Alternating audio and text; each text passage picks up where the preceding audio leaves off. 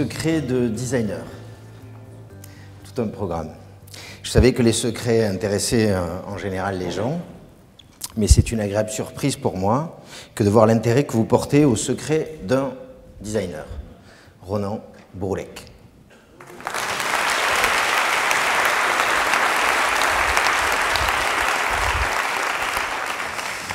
Merci d'être aussi nombreux dans cet endroit magique, le théâtre du Capitole.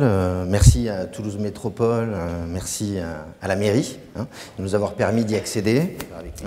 Donc j'invite Jean-Louis Moudin qui a bien voulu introduire cette soirée avec nous.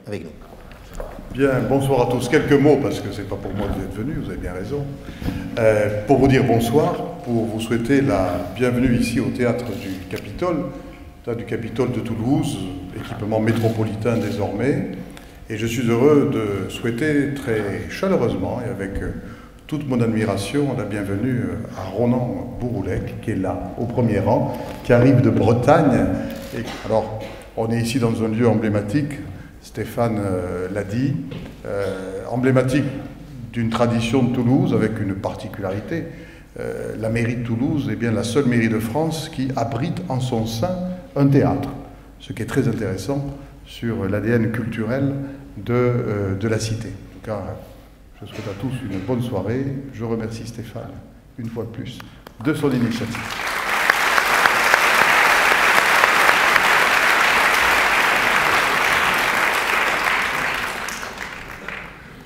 Donc, Ronan, partons du début de l'histoire, parce que c'est bien qu'il y ait un début d'histoire.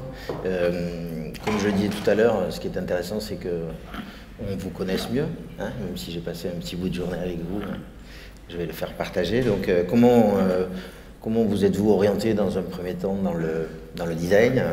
Comment on devient designer? Et y a-t-il un événement précis à l'origine de cette décision, de ce choix? Non. J'éprouvais un profond ennui à l'école qui s'est soldé par une situation très chanceuse. Au moment où je rentrais au lycée, une formation s'est créée qui était une formation liée aux arts appliqués. Pour moi, c'était une renaissance. D'un seul coup, l'école est devenue un endroit extraordinaire. J'ai commencé à faire de la photographie, dessiner de manière plus sérieuse, à inventer des objets, à les mettre au point. Et j'ai l'impression à cette époque-là d'être monté dans un train qui continue à rouler à une vitesse assez... Donc j'ai une très longue carrière, j'ai 46 ans aujourd'hui, et je crois que la première exposition que j'ai faite était à 18 ans. Donc les choses se sont passées petit à petit, assez souvent dans des conférences, dans les écoles, dans des discussions avec des étudiants. On demande la méthodologie qu'il faut pour réussir ou pour avoir un peu de succès. J'ai pas trop pas grand-chose à dire à ce sujet, si ce n'est que, effectivement, je pense que j'ai eu beaucoup de chance et j'ai aussi beaucoup travaillé, ce qui fait la succession de ces projets. Certains sont de réussite et beaucoup de catastrophes aussi. Moi, je pense que j'ai toujours été très protégé par le fait d'être issu d'une famille assez modeste, une famille moyenne, disons, pas du tout cultivée pour ce qui était du design et ce qui fait que j'ai jamais travaillé pour personne et donc j'ai pas tellement d'idées préconçues. Donc je pense que le fait d'être un breton un peu arriéré, ça protège de trop d'assurance, parce que je suis pas du tout sûr de moi, ça protège de pas mal d'aspects dans la vie. Donc voilà. À part ça, il n'y avait pas de référence, il n'y avait pas d'internet, donc il n'y avait pas d'image, il n'y avait rien. Et ça permet de se fabriquer un imaginaire, ça permet un type d'observation différente. Je cultive une certaine naïveté parce que je pense que le fait de ne pas trop en savoir, c'est aussi un gage de possibilité de trouver de réponses différentes. Et notamment, surtout dans le processus créatif, c'est-à-dire que si on en sait trop, à un moment où une idée arrive, le point de départ d'une idée a souvent été partagé par beaucoup. Donc si on sait que ce travail-là a déjà été engagé, très rapidement, quand on le sait, en général, on l'évacue, on part ailleurs. Mais si on ne le sait pas, c'est-à-dire qu'on peut continuer et en fin de compte arriver, c'est toujours ce train, avec ces aiguillages qui changent sans cesse, c'est que le point de départ, même s'il est partagé par d'autres des siècles avant, ou au même moment, nous amène en général à des voies différentes. Donc Voilà, je veux pas être sûr, enfin de toute façon sans le vouloir, on est surchargé d'images, on voit tellement de choses qu'on les voit quand même, mais je pense que ça a aussi une certaine vertu de pas trop en savoir. Pour moi, la question esthétique est une question extrêmement importante, ça me surprend que ça soit pas plus un sujet aujourd'hui, c'est-à-dire que les architectes ne peuvent pas dire que c'est beau, enfin le terme joli, beau... esthétique, tout ça, c'est des choses qu'on n'a plus le droit d'utiliser si on est quelqu'un de sérieux. J'étais l'autre jour dans une discussion à Bordeaux avec un philosophe, effectivement j'ai utilisé ce terme, je me suis fait fusiller, mais bon, il avait probablement raison, il est beaucoup plus érudit que moi, mais la qualité esthétique, la question de certaine délicatesse, une certaine élégance, pour moi, c'est une évidence, quoi. Et ce monde manque crucialement d'élégance. On voit à quel point l'architecture manque de légèreté aujourd'hui, enfin, pour plein de raisons qui ne sont pas forcément que celles des architectes, mais les objets aussi. Le terme design aujourd'hui est devenu un mot très galvaudé, c'est devenu un adjectif. On parle d'une chaise design, d'une brosse à dents design. En général, c'est la pire des brosses à dents et la pire des chaises. Le design, cette discipline est très simple. Elle consiste à penser, à réfléchir à tout ce qui n'a pas poussé naturellement sur Terre ou qui n'était pas là avant l'arrivée de l'homme. Tout ce qui est construit, fabriqué, à l'échelle artisanale, à l'échelle industrielle, c'est un projet de design. Donc de votre montre, vos lacets de chaussures, la lampe, ce théâtre, le stuc, le décor, enfin, l'ensemble de ces questions, c'est notre métier. Ce qui est ma frustration après 20 ans de travail, c'est que pour des raisons qu'on peut expliquer, les objets que je dessine, qui sont fabriqués en Europe, dans des conditions sociales acceptables, coûtent un certain prix et que ça s'adresse à un public argenté.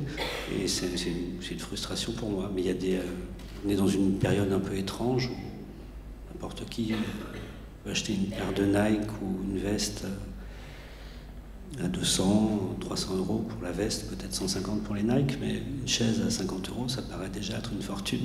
Bien sûr que les conditions techniques, de matériel sont beaucoup plus complexes pour une chaise que pour une paire de Nike réalisée en Chine ou une veste cousue au Maroc. Donc, mais on est dans des moments où on a assez peu de...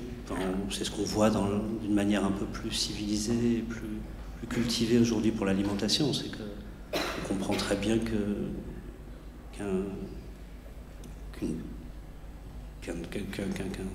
repas réalisé industriellement peut valoir ce prix et que si effectivement on achète les ingrédients chez des producteurs qui font les choses correctement, c'est une autre approche, enfin, c'est une autre... Donc c'est vraiment la question du monde dans lequel on vit, sans vouloir du tout donner de leçons. Le design et la production d'objets est un peu au centre de toutes ces questions. C'est le format qui donne toute la qualité aux choses. Une chanson est intéressante parce qu'elle dure 4 minutes. Quand elle en dure 12, c'est toujours très chiant, quoi. Tout est... La taille d'une pizza est prédéterminée par beaucoup de logique. Et c'est ce qu'il faut. Non, les limites font partie, quand elles sont intéressantes. On est dans un monde un peu compliqué où aujourd'hui il y a une norme et des limites pour tout. Et ça, c'est très inquiétant. Parce qu'aujourd'hui, si on dessine une chaise qui doit répondre aux normes les plus complexes, le problème c'est qu'on dessine des objets qui sont vendus aux États-Unis, à Quimper, à Toulouse et à Tokyo, que les gens ne font pas la même taille, et que les normes dans chaque pays ont des approches différentes, mais comme les marques pour lesquelles on dessine distribuent partout, on doit répondre à des choses tout à fait incroyables. On imagine que les Japonais, qui sont les plus petits au monde, et les Hollandais, ont besoin de nuances quant à la hauteur exacte d'assise d'une chaise. En général, c'est 43, 44 en Europe. Les Japonais, c'est plutôt 39. Donc, mais quand on investit dans un moule pour faire une chaise qui est aux environs de 500 000 euros, et qu'on ne peut pas en faire deux, notamment pour les Japonais, donc ça veut dire que on est sans cesse face à des sujets, à des données assez plus ou moins intéressantes. France, je pense que le métier de designer est vu comme celui d'un penseur ou d'un artiste qui a une idée, et l'ingénieur se sent l'obligation d'essayer de la traduire, mais en fait ça se passe pas du tout comme ça. Un bon projet, c'est de l'intelligence collective, mais dès le début, c'est-à-dire que c'est sans un bon ingénieur, je peux avoir une très bonne idée, mais je suis trop généraliste pour avoir un point de vue suffisamment fin. Le métier de designer est un métier qui a besoin de cette collectivité et donc de savoir cimenter effectivement tous ces éléments. Et en France, un designer, encore une fois, est souvent formé les connaissances techniques sont médiocres, mais cette nécessité que de savoir travailler, de trouver la manière de travailler, de trouver les mots,